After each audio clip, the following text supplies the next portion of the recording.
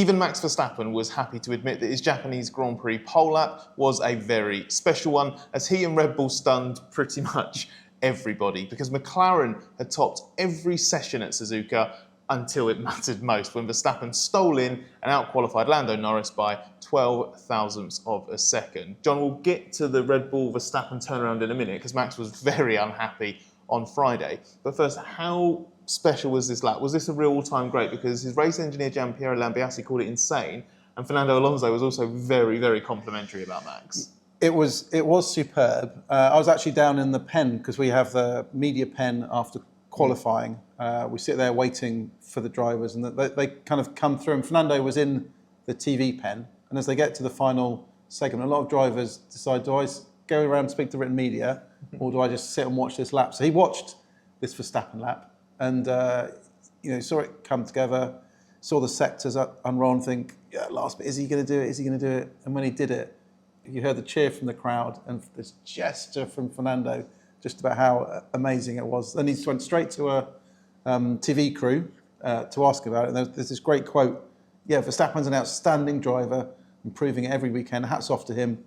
He's the best, he's the reference for all of us, and we need to keep improving to reach that level. So I think today showed, once again, how great Max Verstappen is, because I don't think many people would have put money on him for pole, especially after yesterday and the struggles they've had all weekend. Yeah, exactly. That's the thing. It was so unexpected, not just because of Max's struggles and Red Bull, but because the McLaren had looked so good. We'll come to McLaren a little bit more in a moment. But for Red Bull and Verstappen, he was talking on Friday about all sorts of bad feedback. He described the car as flexing, which was some slightly strange terminology, but I understand it relates to basically the kind of disconnect between the front and the rear axle in terms of how it's behaving through the corner. Said that it had no front end at all, no grip from the front tyres at different points.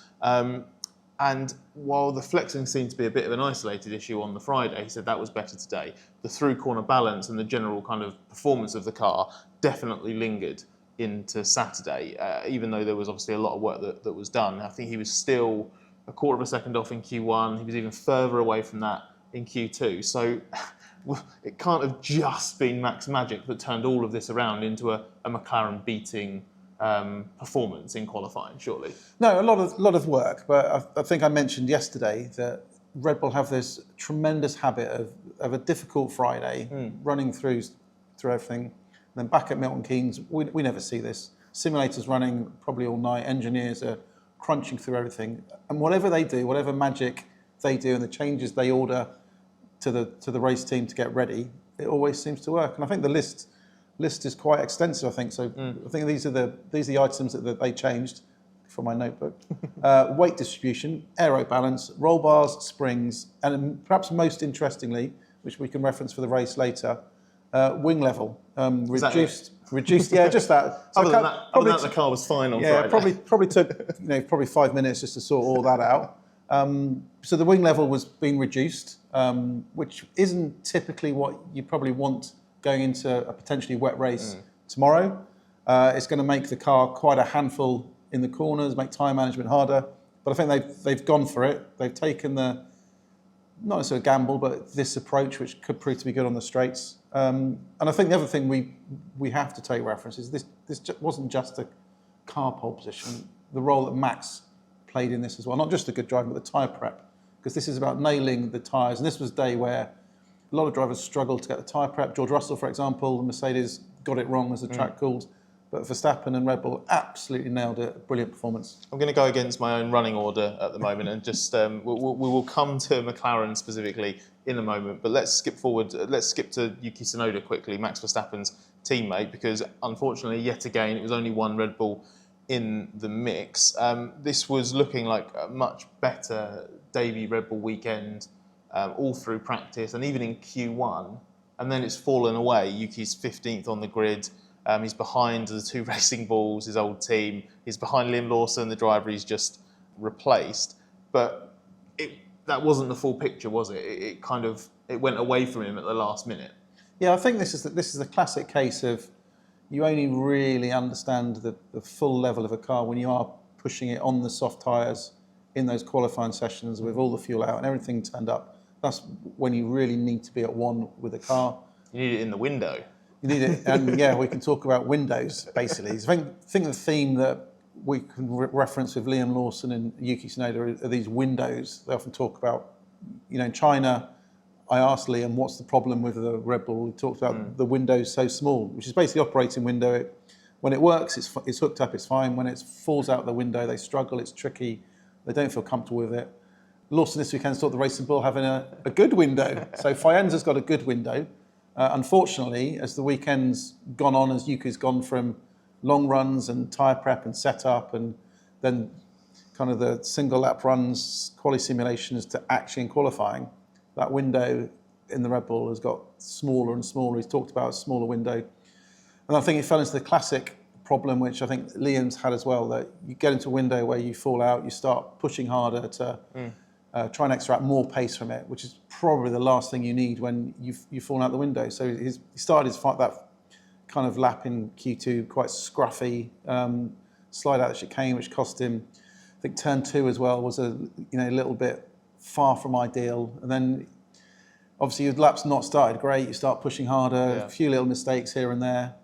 You're overheating the tyres, overstress the tyres, the time falls away and it's gone. And the margins are so small these days that these tiny little errors all compound. You're not in the window, you've pushed the tyres too much, they've overheated, you've lost the pace and it's all done. Yeah, I do think that it was interesting actually, because you mentioned Lawson talking about that in China and talking about how narrow it is in the Red Bull. Actually in Australia he was playing it down, because I asked him after qualifying there and he was so much more optimistic and thinking like, well actually I think it's more about the fact that I haven't had track time and this and that, and he was he was saying it wasn't a particularly difficult hard car to push in. And then obviously he found out very quickly that wasn't the case. I think actually Tsunoda's gone into the Red Bull situation embracing the fact that it is going to be tricky. He's gone in eyes wide open. So I don't think this was a reality check as such, but I think it's just the way it's played out. It means it's dawned on him extremely quickly the kind of peaks and troughs he can expect. But let's finally get on to McLaren, because take nothing away from Max. He did an amazing job. But the McLarens probably should have still been ahead. Like I said, they've been the fastest car all weekend. They've had a couple of attempts in hand the whole time. Lando felt that he got everything out of the car in qualifying, but the fact that Max gained so much time in the final chicane sort of indicates to me that he left a little bit on the table. And Oscar Piastri admitted that he wasn't particularly happy with the job that he'd done. They were both hundredths of a second away. I wondered if this was perhaps a little bit like the McLaren drivers not putting absolutely everything in, risking absolutely everything for the last few hundredths because they didn't need to. And Max being freed from all of that and actually just enjoying a lap where he did go out and go all in. I think both of them were still pushing. Let's not forget they are in a championship fight. It's been very close all weekend. I think what we saw today may be symptomatic more of the struggles that both drivers still seem to be having when this car's on the edge in Q3, on the limit. Andrea Stella, McLaren team boss, talked tonight of Lando being particularly sensitive to an aspect of the car that they're working on. They're going to make changes and try to introduce stuff over the next few races. He didn't say what it was, but we suspect it's related to brake and how he transitions the throttle and brake into corners. So he's not getting the car's too sensitive for him. So he's just he needs better feel for what's going on, which can help feel that grip and understand what's going on through his feet, which is quite important. And there are other aspects of the lap that Oscar's struggling with as well. His turn 2 today wasn't very good. He lost time through there. Rest of the lap was sensational. So I think it was more a case of just nailing that McLaren over that single lap. And it is tricky. It's been tricky since Bahrain testing. We've seen it quite obvious. So I think they need to work on different areas with the car. So I think probably if you combined the best of Oscar and the best of Lando, it would have been easily on pole position. But they've both kind of struggled in different areas, but I still have no doubt that the McLaren, in theory, is the fastest car on this track. And the other thing is obviously it sets up a mega prospect for the race, this grid. Verstappen on pole, him and Lando going at it wheel to wheel into the first corner, Piastri just behind them, rain forecast for the morning. So it should be absolutely fascinating, and not to take anything away from them, but a bit more interesting than if both the McLarens were on the front row.